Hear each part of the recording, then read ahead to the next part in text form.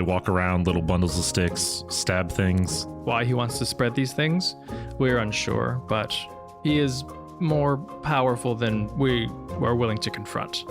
Have you considered leaving? Live from the mundangerous Viney Shaft in New York City, I'm your host Shane. And I'm your host Ishan. And welcome to Actual Play episode 11 of Total Party Thrill, a podcast for game masters and players where we discuss our campaigns in order to inspire yours. In this episode, we're continuing our playthrough of the 5th edition adventure, Sunless Citadel.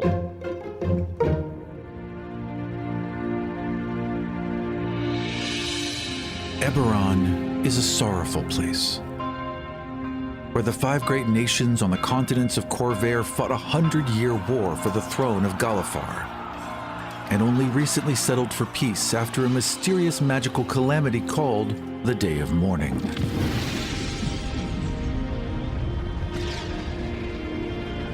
Eberron is a wondrous place where magic is studied and industrialized, and living constructs called Warforged rub shoulders with elves, dwarves, and changelings on elementally powered airships and lightning trains.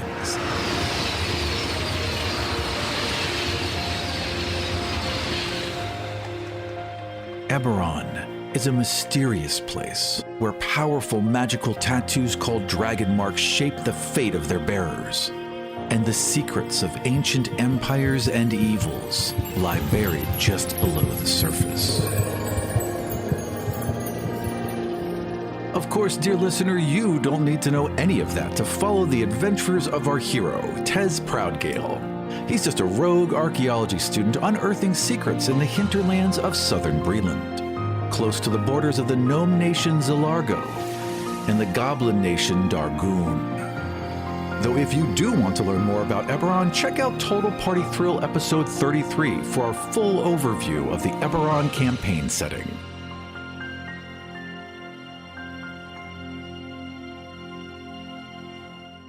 Tez Proudgale has freed a goblin tribe from the hobgoblins who were oppressing them, and it was a very touching moment.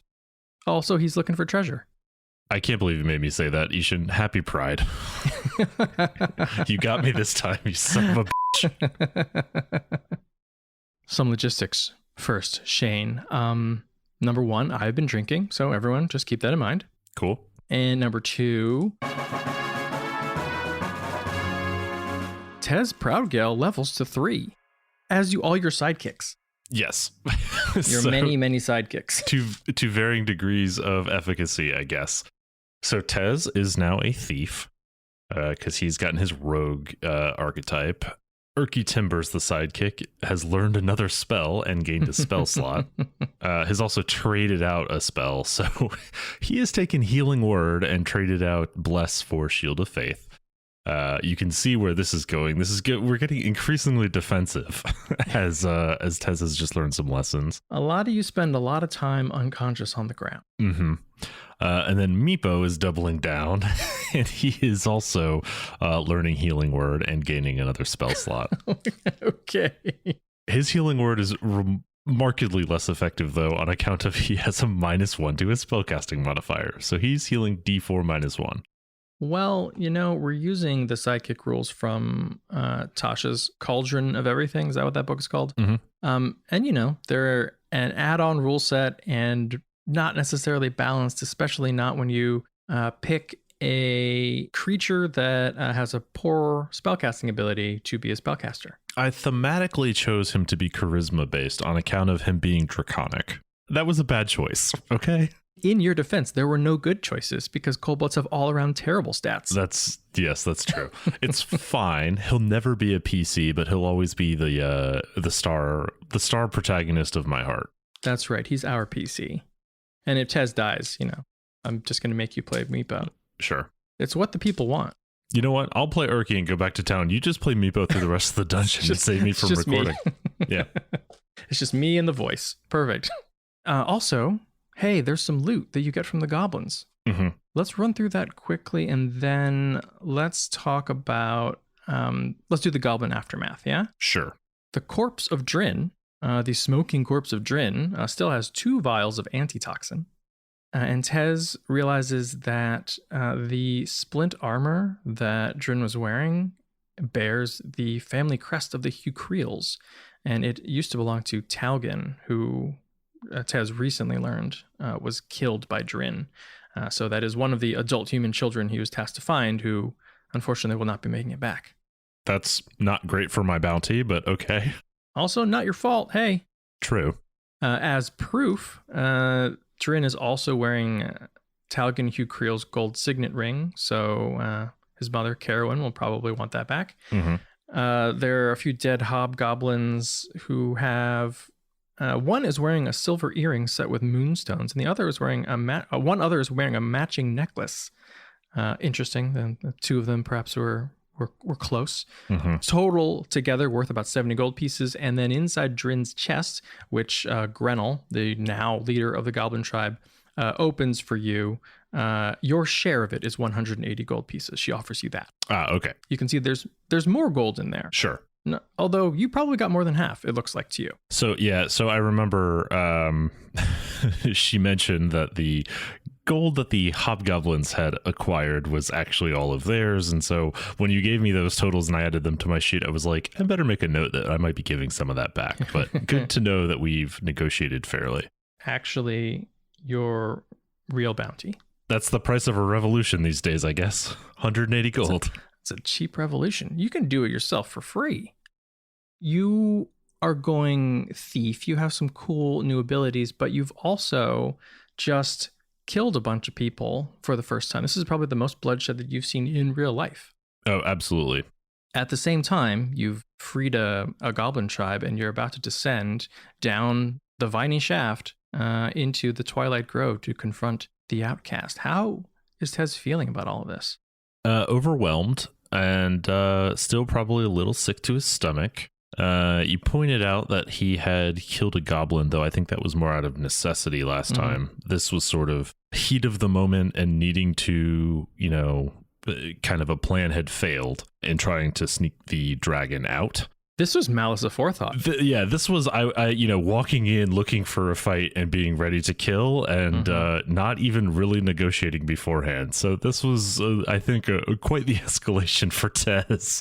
And I think in some ways, Tez is almost thankful that the last hobgoblin, whose name he doesn't even know, threatened children. That sort of helps ease his conscience, but only a little bit.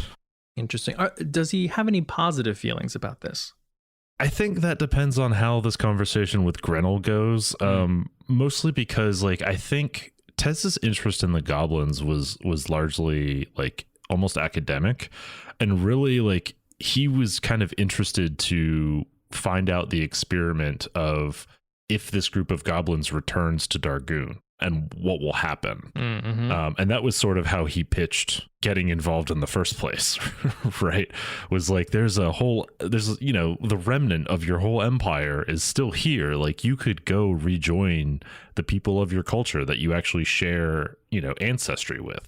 That's really interesting to him. Simply perpetuating the next cycle of violence between the kobolds and goblins is kind of not really so exciting for him.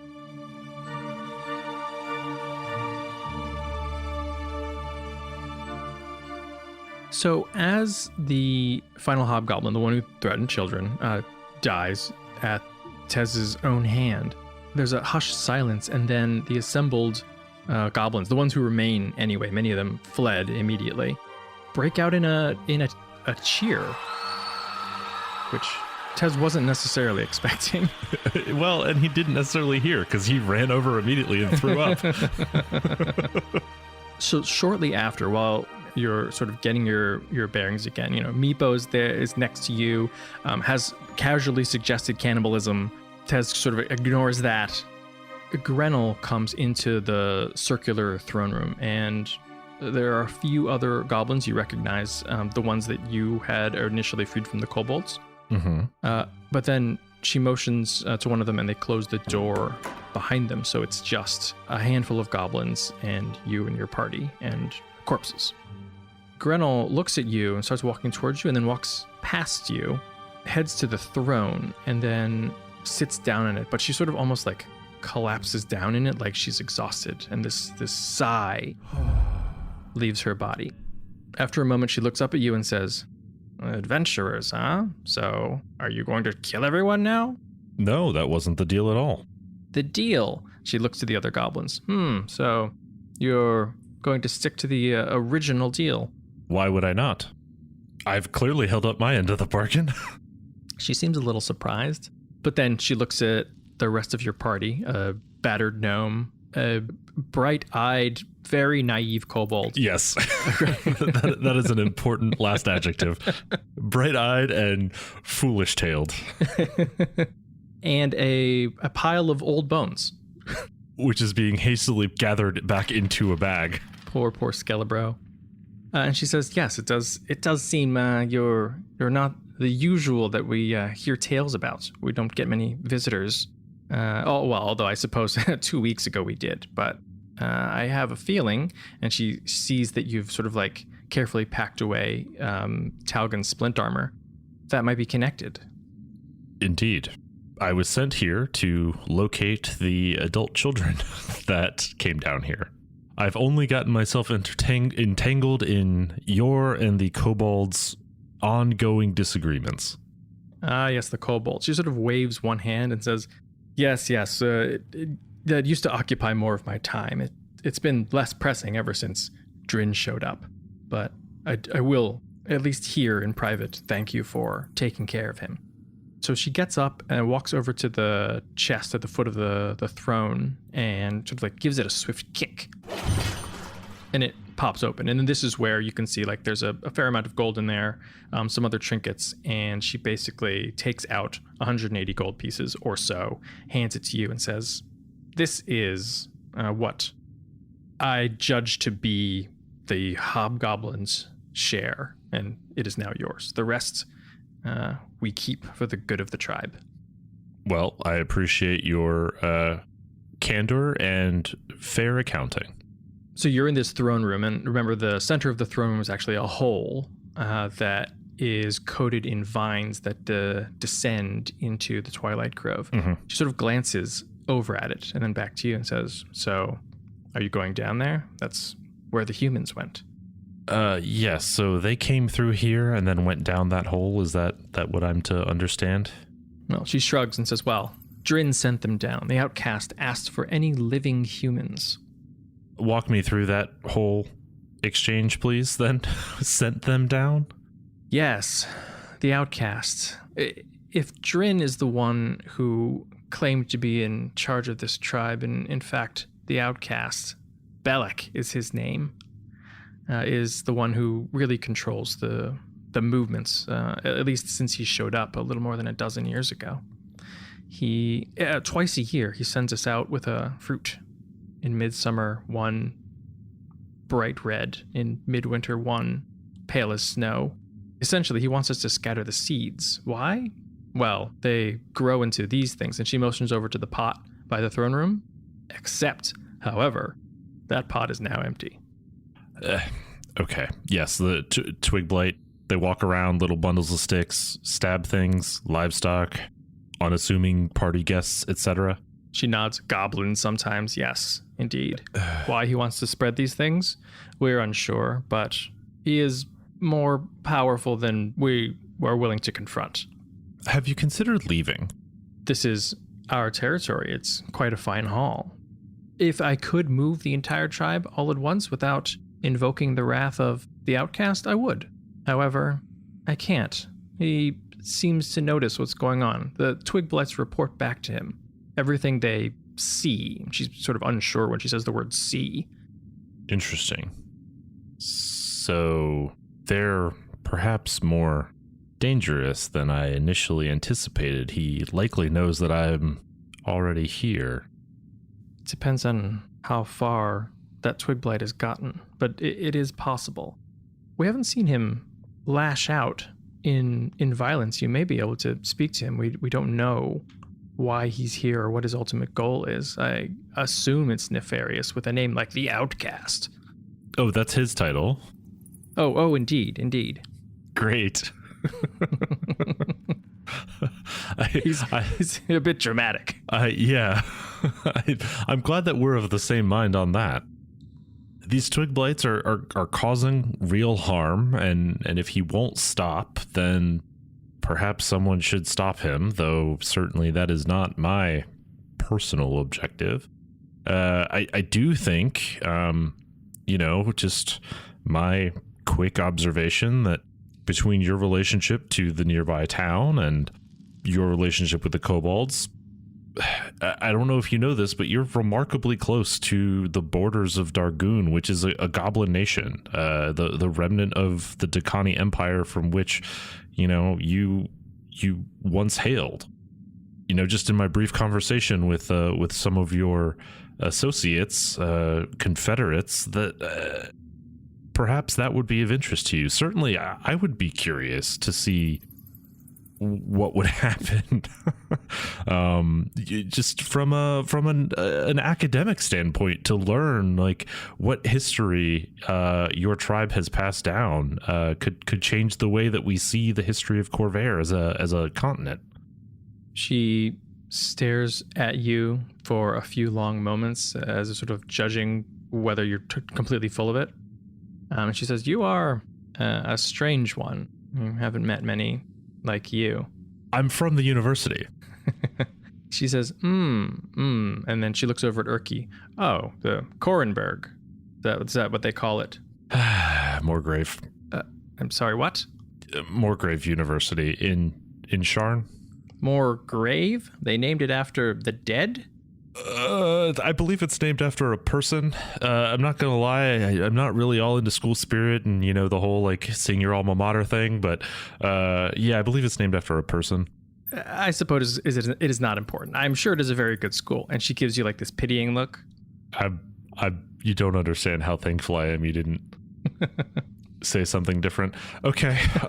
Anyway, yes, I am an academic. That is my primary interest. In fact, I'm only here looking for something to study for my degree, to finish my rogue archaeology degree. She waves a hand up at like the ceiling and sort of like the surroundings and says, "Well, I'll be honest with you, we don't have anything to offer you to pursue the outcast, but I would be lying if I said it wouldn't be a boon to our tribe to have him taken care of or dealt with in some manner, so that we might leave. Think about where we were just a few years ago. The war was going on. Dargoon didn't seem like much of a place to make a life, but now with the Lesharuk returned, well, if we could, we would set out. And you, as an academic, well, there is much here that I think could be interesting. As you can see, it is very old, and there are many things in the lower levels, it is said, magical things and items of lore. I believe that's why the outcast set up his lair down there to begin with. Do you know what the original purpose of this place was? So she sits back down in the throne, sort of thinks for a moment and says, "It has been a long time, and I am no academic. We have not done particular studies of this place, but from what we can tell, it was the base of a cult to the demon dragon Ashardalon. Demon dragon? Now her eyes sort of light up. Ah, interesting. You do not know this tale. Ashardalon was a red dragon of great power, but also great age. And though dragons live a very long time, they are not immortal. He was searching for a way, so it is said, to extend his life. He dabbled in unholy bargains. The rumor, the legend, is that eventually he cut out his own heart and replaced it with a Baylor.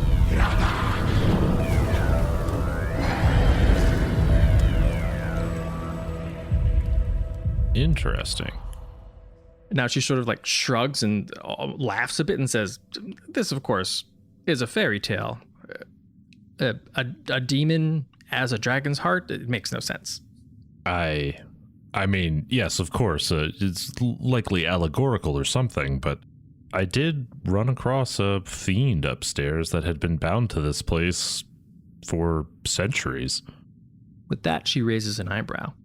Perhaps there is more to the legends than simple hearsay. I will say, I believe that the elves who worshipped him as part of this cult were conducting some kind of research. I do not know if he was here when he already had the Baelor as a heart, or if it was his discoveries made here that enabled that. Indeed. Okay. That makes sense. We've also obviously, and I point to the pile of bones that I've been scooping into a bag. We've obviously run across the remnants of some of those elves, so we're aware of them. Well, I haven't seen the inside of an elf in many years. Well, in about a week, I might be able to show you what they look like, all animated again. Well, in a week, let's hope you're still alive. That is what I say every single day. You're welcome to rest here for as long as you need to. We will repair any gear that has been damaged. But, and she again looks at the empty pot, I suspect that the sooner you move, the better it will be. Let me ask you just quick point of order. Given that we leveled up, does that refresh all of our abilities and health? Let's say when you leveled up, you basically got the benefits of a long rest. All right. In terms of the story, the goblins are basically tending to your wounds. Grenell is a spellcaster. They have a few other goblins trained in medicine. They'll bandage your wounds and put you back together. Certainly appreciate that, Grenell. Your hospitality is appreciated and necessary, you might say. Well, the one thing that you can do for us is, if the outcast does end up killing you and he's torturing you for information, just don't let him know we helped. I'll be sure that he thinks that you tricked us into going down there, fed him two more humanoids, I guess. Why does he want humans? Does he mention this, by the way? He did not, and well, we didn't ask, perhaps because we didn't want to know.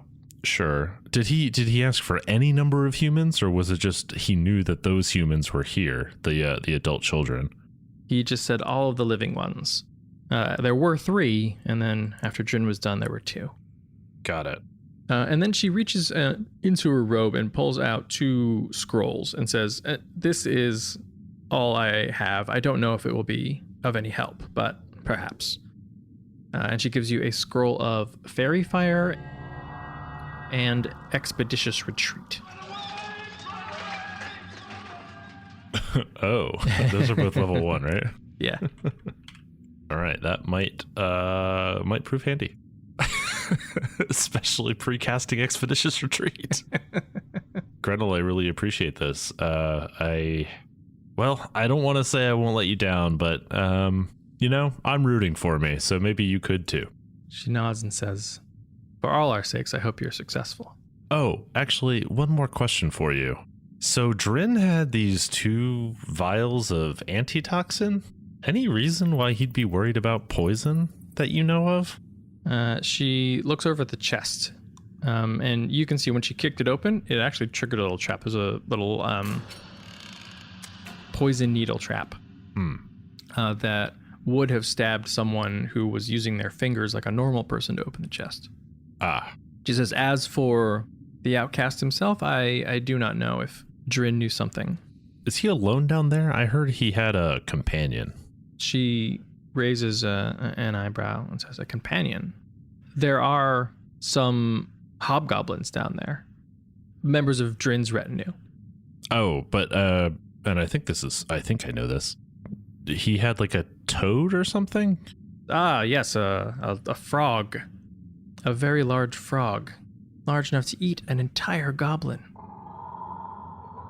And he controls it, or it controls him? They ride along together? What's the story there? I'm unsure if it is a familiar, but it does seem to do his bidding. Okay. Big enough to eat a goblin, you say? How about a half-elf? Perhaps if it folded you in half? I'll try to avoid that then. Okay. I would suggest that. But remember, if it happens, don't break. We didn't help you. Even if he's ripping out your fingernails, we didn't help, or breaking your knees and then healing them and breaking them again, infecting you with terrible diseases. Okay. Well, thanks for the pep talk. I think you'll be fine. Tez vomits again. She looks over at Meepo. You, though, stay behind your friend. Meepo's ears Meepo shrugs as the camera pans. Meepo always does. So the way down to the grove is down these vines, is that right? Indeed. And you can see that they're sort of like the twisted roots, but they're solid enough, and they're not like smooth or rough and covered in bark. They actually are really easy to climb, about as easy as a knotted rope. No checks necessary as long as you move half speed, although Tez can move full speed. Indeed. And it is about 80 feet down to the ground below. Right. Turn to Urki, turn to Meepo, and, well, shall we? If Tez is going, Meepo will go. We will find the outcast and his frog and eat his frog. And he sort of looks at you like, it's okay to eat frogs, right? We eat frogs? Mm-hmm. Yeah, sure. Okay. He seems a little happy. It sort of shimmies a little bit.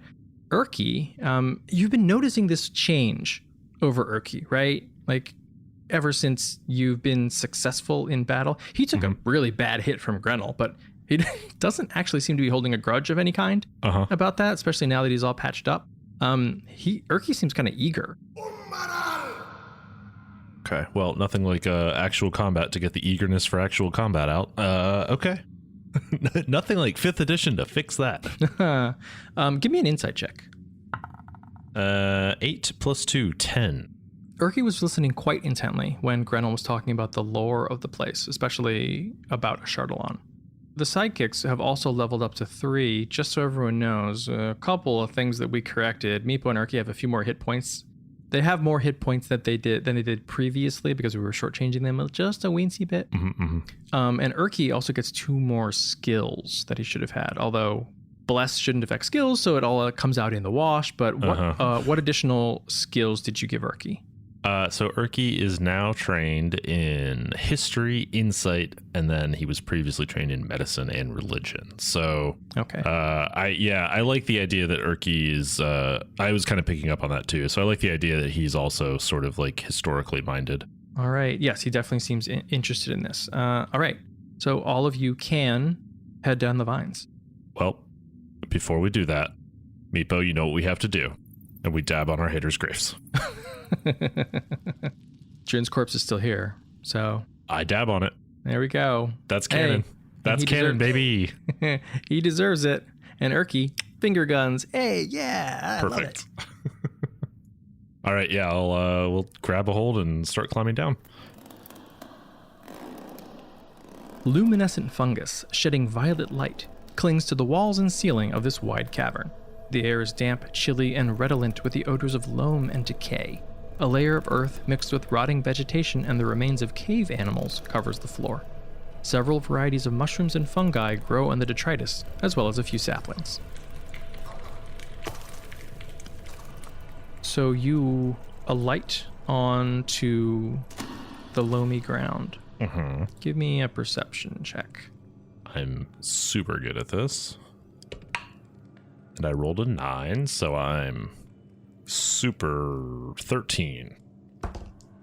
You hear the familiar skittering of rodents.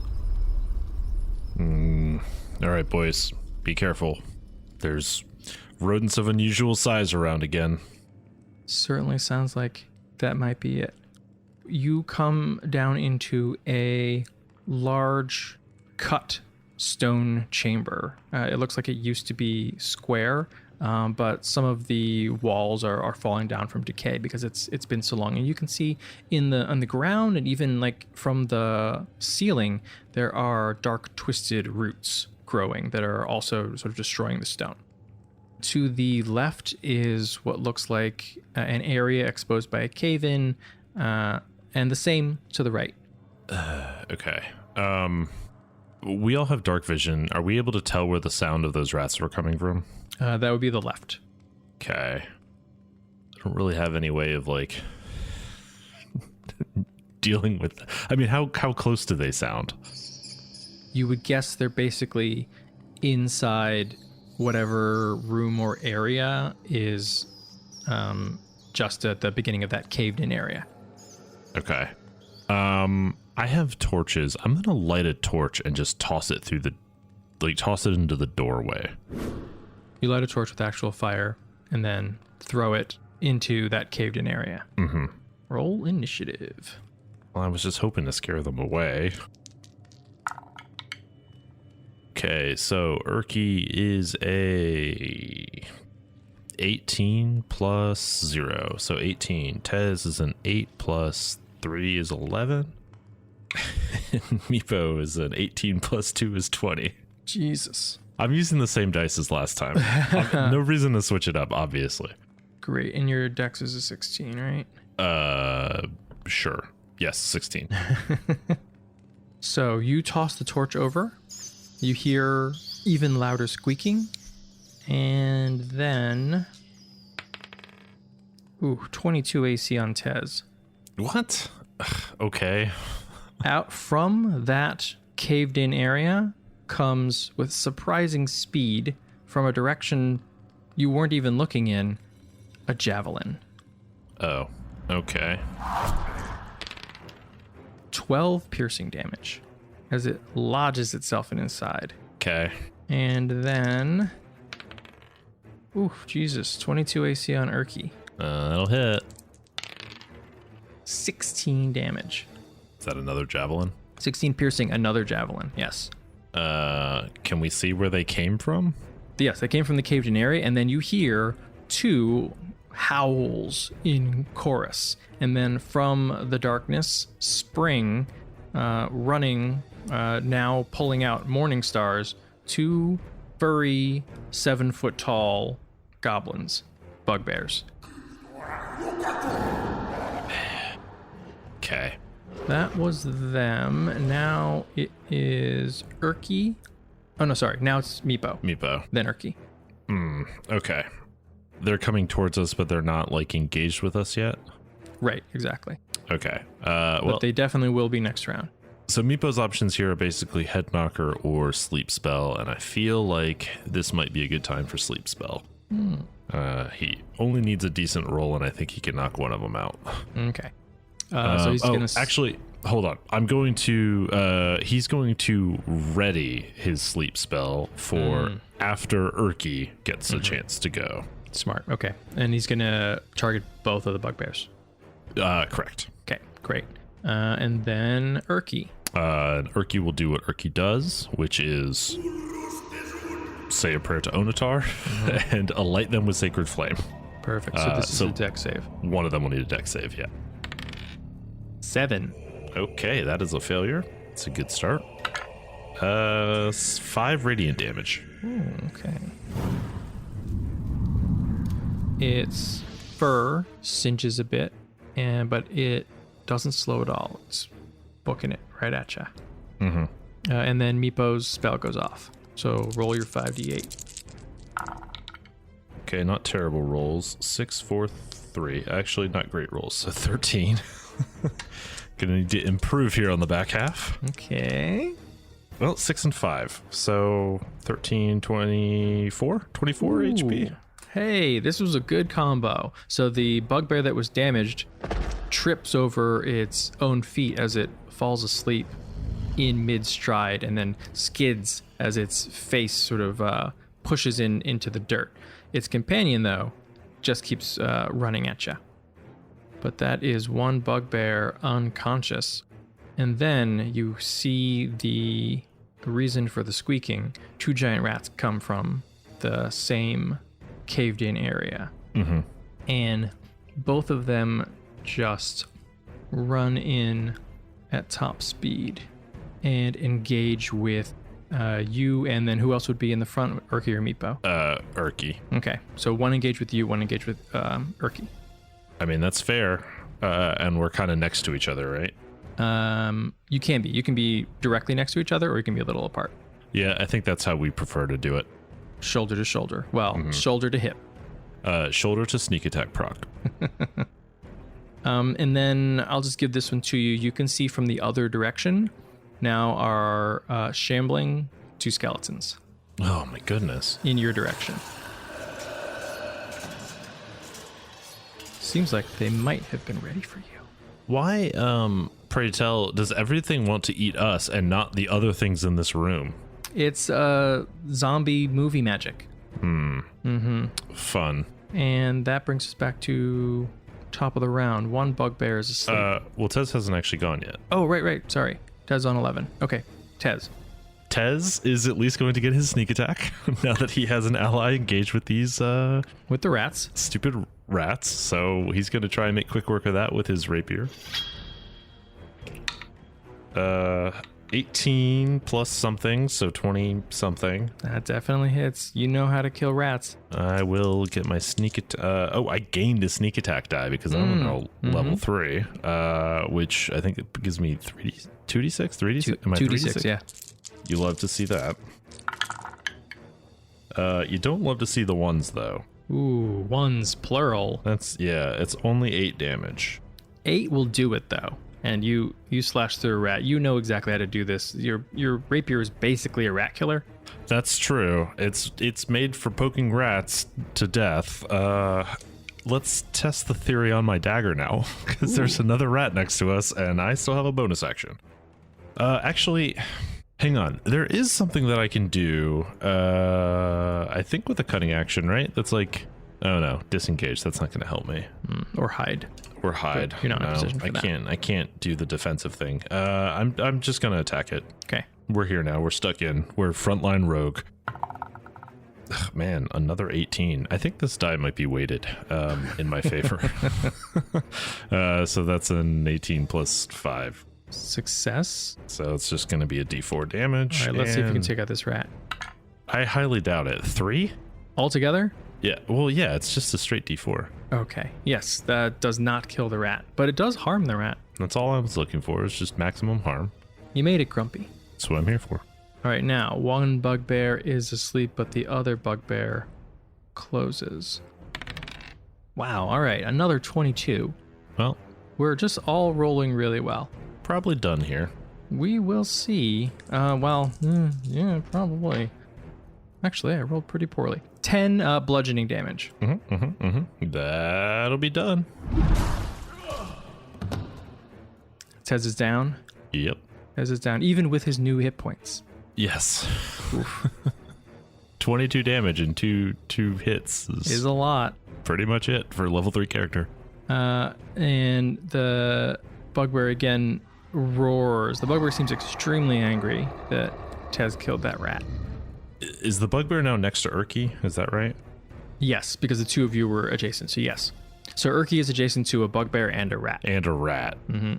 A damaged rat. A damaged rat. Yeah, okay. So I think this is Meepo, noted rat killer Meepo, is going to use his head knocker and target the rat. Okay. So I think getting rid of that will help us overall. And he's got advantage from pack tactics, and that is 11 plus 4 is 15. Success. And that will be for 5 more damage. Ooh, that kills it. Okay. So he's cleared one threat, and now Both rats are gone. he's still got a bonus action available, and as we talked about, Ishin, he has learned Healing Word. Which he will be using now to get his good friend Tez back up to his feet. So this is the most important d4 of Tez's short life. Cool. It's a 3 minus 1. That's 2 hit points for Tez. Nice. Meepo's extraordinarily happy. Who does Meepo call out to? Or like, it doesn't need to be a god, right? He's charisma spellcaster.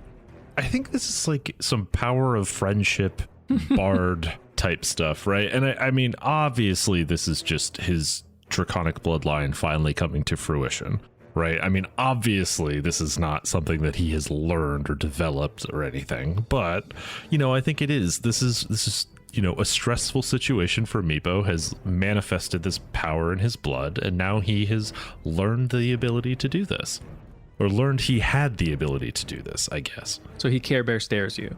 He just kind of like, in almost like a panicked point of like, oh no, what happened? Meepo sees it happen, and after gaining a little confidence from your previous battles, he's a bit shaken to see Tez taken down so quickly by these new enemies, and he sort of, blurts out, "No! Meepo's friends must not die!"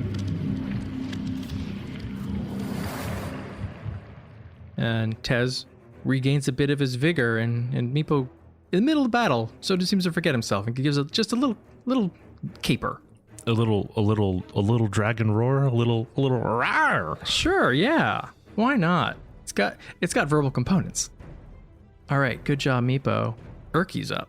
Okay, so Urki is now solely engaged with this bugbear, but there are these two skeletons nearby. Mm-hmm.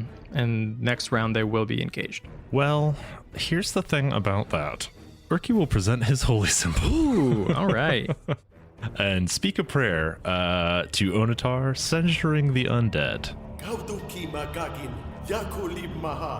They must make a wisdom saving throw. 2 wisdom saves. How's a 12? That will pass. And a 9. That will fail. 50-50. Yeah, the one who failed can't willingly move to a space within 30 feet of him, can't take reactions. He can only use the dash action to try and escape from an effect that prevents it from moving. If there's nowhere to move, it will use the dodge action. It tries to move it. It spent its turn trying to move as far away from Urki as it can. So on its turn, it's just going to turn right back around where it came from. Right. I mean, he could do something else with his bonus action, but I don't think I want to use any of those. Yeah, because it's just the skeleton to go next, right? Right. Cool. Yeah, so I'll let that happen. All right, so one skeleton does just sort of immediately turn and begin shambling away again at the exact same speed. The other one comes closer, though, and pulls out very rusted scimitar and attacks Urki. But it only gets a 12 AC. What's he wearing? He's wearing studded leather. Which gives him a 12? Oof, all right. This skeleton is the king of rolling 12s. Seriously. But only 4 piercing damage. All right, that's a number we can live with. Literally. He can live with 4 more damage. And then it just sort of drops its arms and seems to be waiting until it can attack again. But does not seem to be particularly adept at defending itself. Okay. And now Tez with his 2 hit points. He's got 2 hit points and a heart full of malice for these bugbears. So going to rub those 2 hit points together and see what happens. Exactly. This is going to just be an all-out attack, rapier and dagger. See what sticks. I rolled 2 17s, so they both hit on 22s. That'll hit a bugbear. Wow. And then I rolled 4 dice of various sizes he's shown, but they're all 4s. So a total of 19 damage, because it's also a flat +3. That's a good number. This is the rapier? Rapier and dagger, yeah. Yeah, you pincushion it in the side and the shoulder twice, but the bugbear at the last second is able to dodge out of the way of a killing blow. It's quite injured, but it seems to be just even angrier. You can stand down. When we kill the outcast, we won't kill you. It sort of smiles at this and says, Kill the outcast, I don't care. I'm just excited to see fresh meat. Lazy bugbear. It's the bugbear's turn. I don't like this. And it smiles a wicked smile. Well, that is only an 8 AC. That will not hit anybody in this party, believe it or not. Wow. So the bugbear's massive morning star goes wild as Tez nimbly spins out of the way. Because he's good with quips. He's very good with quips. He doesn't get a chance to use them because he keeps getting knocked out of fights. But the bugbear does seem to be readying for another attack as soon as they're able. But that's it, and the other one is still asleep. Which means it's Meepo's turn, followed by Urki on deck. Meepo knows a thing or two about head knockers, and this is a bugbear that's looking for a head knocking. Mm-hmm. And he's got pack tactics, so he's got advantage. Not so much of a roll this time, though. 11 is the high number, so 15. Ooh, that's just gonna miss. That's truly unfortunate. So the bugbear gets the morning star up for a swing and is able to deflect the sling bullet. I think this is a good time for Meepo to sort of reposition himself so that he's further away from the skeleton and or bugbear. Okay, so he goes... I think actually probably towards the sleeping bugbear is probably where he would be. That's probably the most threatening spot he can get into. All right. Meepo repositions. Urky's up. I mean, all he can really do here is Sacred Flame. I guess the bugbear? That's a 7. That's a failure. Oh, perfect. Okay, that works. 4 damage. Fur is smoking, but the bugbear is still up. You can see it's missing patches of fur now that have just been burnt off. Ah, good. Barbecue bugbear. It is very angry. That's Urky. Skeleton. Not Skelebro. Not Skelebro. Do you feel differently about skeletons now? No.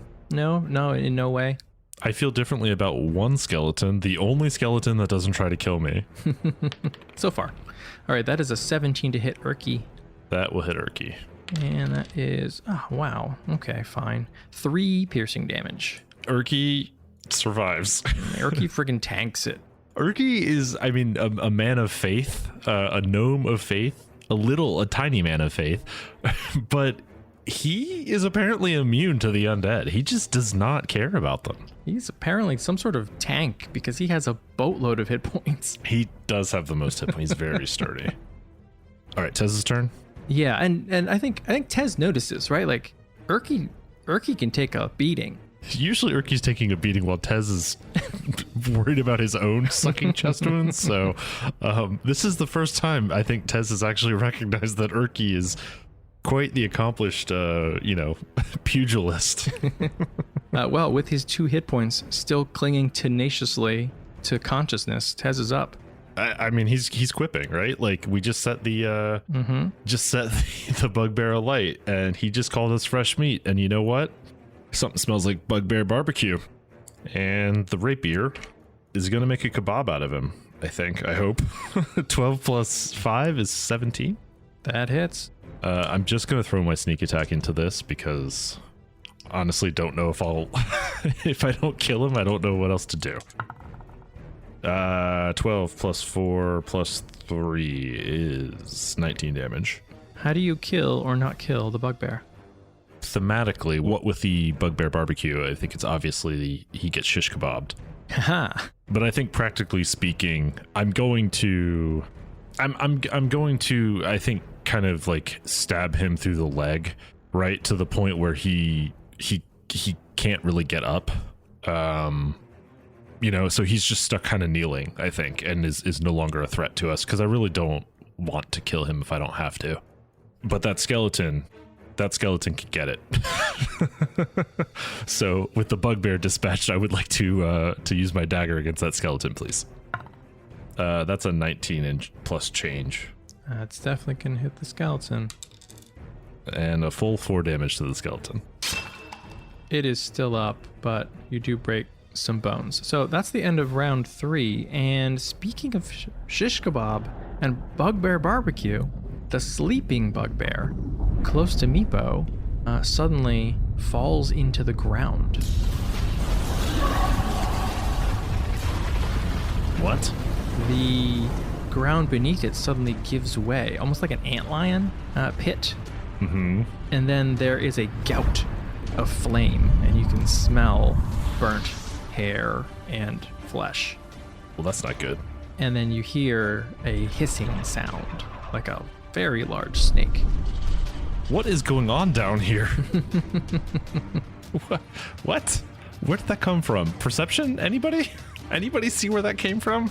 How close was Meepo to the body, to the sleeping bugbear? I don't think he was like standing next to it or anything. I think he's probably sorry. So the range of his sling is 30 feet. So I would think he's probably 30 feet. If there's room, he's probably 30 feet from both bugbears. Meepo can see like what looks like a sort of an undulating long body of a creature that seems to be giving off a lot of heat. It's so much that it's like distorting the air with waves of heat. And it's directly underneath this bugbear? Well, the bugbear's now gone. It basically looks like it was basically under the ground and then burrowed up, pulled the bugbear in. The bugbear's gone. You don't know if it's eaten or just burnt. And now there's a pit with a fiery creature in it. Okay. But it doesn't do anything else. It doesn't leave the pit. Okay. Well, boys, this might be time to climb right back up and tactically reassess our situation here. Can we get rid of the skeleton and get out of here? Well, you have got a couple options right now. Bugbears are up, but one bugbear is literally toast, and the other bugbear is unconscious on the ground. It's Meepo, Urki, and then the skeleton. So Urki is the only one who would take a potential attack of opportunity if moving away from the skeleton, but everyone else could retreat right back up. But I think that skeleton's been hit a couple times, right? Just the once. Just the once. It's mostly been ignored. Yeah, okay. So let's start with Meepo is going to hit the sling and then try to climb up the vines. Okay. So I think he'll hit the skeleton with the sling. 17 plus 4 is a 21. That'll do it. For D4 plus 2, that landed on top of another die. 3 plus 2, 5 more damage. Which is 10 more damage because it is... Bludgeoning, yes. Yep. Which absolutely takes out the skeleton. Okay, cool. That's just another, just a casual Meepo head knocker. Not even really a need to watch the sling go. He's like Michael Jordan shooting a game winner. He just walks away and makes a mental note to add another notch. Right, exactly. And is scrambling up the vines, up the hole. All right, so he's able to get 15 feet up because he can move half speed. Perfect. And I think Urki will, just try to get a good look at whatever it is that's inside that pit and figure out maybe what it is, and then also book it straight up. Okay, skeleton's gone, so you'll also be able to take your turn before whatever it is goes. Okay. Between the two of us, can we figure it out? 2 of you are trained in Arcana and 2 of you are trained in History, right? Correct. Okay, yeah, you can figure it out. Especially because now it moves out of the pit, and you can see it looks like a snake, except it is red, and its body looks like it's on fire. And guess what? It's a fire snake. Oh, okay. But instead of going after any of you, it makes its way toward the other bugbear. Yeah, there was a whole plan. I was going to try and talk to the bugbear and, maybe, promise to take him to Dargoon or something. But I guess he's just bugbear flambe. Certainly seems that way. So what you know about fire snakes is they're not particularly nice, but they also don't typically attack unprovoked. Are they intelligent, or are they actually like animals? They do have a bestial intelligence, but they don't. They can't communicate with words. There was a moment where Meepo almost manifested an innate draconic ability to speak with animals, but instead he learned to heal, and that's a choice that we'll live with for the rest of our lives. So if you would have to guess, this fire snake is probably going to spend a while eating this bugbear. It is just a snake, right? Like, we could potentially just kind of hit it from range, I think, right? Like, we're a distance, some 30 feet above it in like kind of clinging to these vines. Could we just make attacks? Yes. The thing you don't know is, can it climb? That's true. And if you attack it once provoked, it will definitely get angry. Right. So right. It's your call. The alternative is what? I wait for it to eat. We're talking, I guess we're letting it eat as we kind of discuss this of like what to do. Mm-hmm. It does seem like if we can kill it, that's safer for us. Obviously, we had no idea it was there and don't know where it comes from. It wouldn't be behind you if you kill it. Right. And it's not like I'm really up for sacrificing a living thing as, food for it every time we try to come through. Yeah, I think we're going to just try and kill it from range. It's clearly too dangerous for us to leave here. So I think we'll try to kill it from range. So Meepo with the head knocker, Urki with Sacred Flame, and I have noted, and I knew it would come in handy, that Tez has 5 daggers in his inventory. And can I make an argument for the fact that he could hide up here because the snake is too busy eating to know where this dagger's coming from? I mean, you can definitely go to like the other side of a big vine, certainly. Okay. All right, so how high up are you guys going to be? All of our stuff has 30-foot range, so Okay. 30 feet. All right, sounds good. So all of you are going to get an attack, and then we'll see what happens with the fire snake. Okay. Do we have advantage on any of these? What with him being distracted? You will be hidden, so you will have advantage. The others will not. Okay. And you need to make a dex save, right? Yeah, it's a dex save for Urki anyway. 17. Okay. Well, he's very dexterous, it would appear. Meepo will swing his sling around. Sling his sling, if you will, for a 17. That'll hit. 4 plus 2 is 6 damage, bludgeoning. It all adds up. And then you with advantage and sneak attack. Okay, it's not a crit, which is what I was truly hoping for, but it is an 18 versus AC. That hits. And I'll get full sneak attack, so that's 2d6 damage. 9 plus 4, 13 plus 3, 16. 16 damage. Oh my god. That does it on the nose. Yes!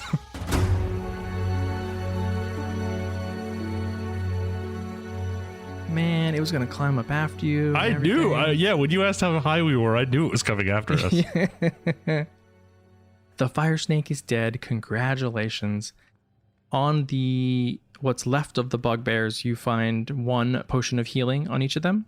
Love that. I'm so glad they didn't get a chance to eat those before we did. And then in the pit that the fire snake came out of, you see a sapphire worth about 50 gold pieces. Ooh. I will do what we do with those and just add the 50 gold pieces. Do you need to patch your wounds up, or do you head deeper in? Yeah, we'll be patching, please. So I think at this point you probably climb back up the vines, short rest in the goblin throne room, and then continue, right? I am not convinced we shouldn't long rest, Ishan. You can definitely do that. You know, if they knew we were coming anyway, it's like, what's another day, you know? You don't see a twig blight here, so, you know, cat's out of the bag. Exactly. Here is what I will do, though, is I'm going to take all of the bodies that were not eaten by the fire snake, and I will take the fire snake corpse up with us. So I want to set a scene here, which is basically that the bugbears were careless and this fire snake got the jump on them. Interesting. Give me deception or survival. I think either of those you could set a scene. Urki, help me out here. 20 plus 1 plus my skill is 5. 26. Literally could not set the scene to convey this any better. It looks extremely convincing to you. Terrible lover's quarrel. No. But yes, it looks like they delved too deeply and too greedily, certainly. Which means I think that I will be leaving all the bugbears like other random sundry gear here, to make it so they're armed and armored and everything. Like all of that stuff is staying right where it is. All right, perfect. And then you retreat to the goblin throne room.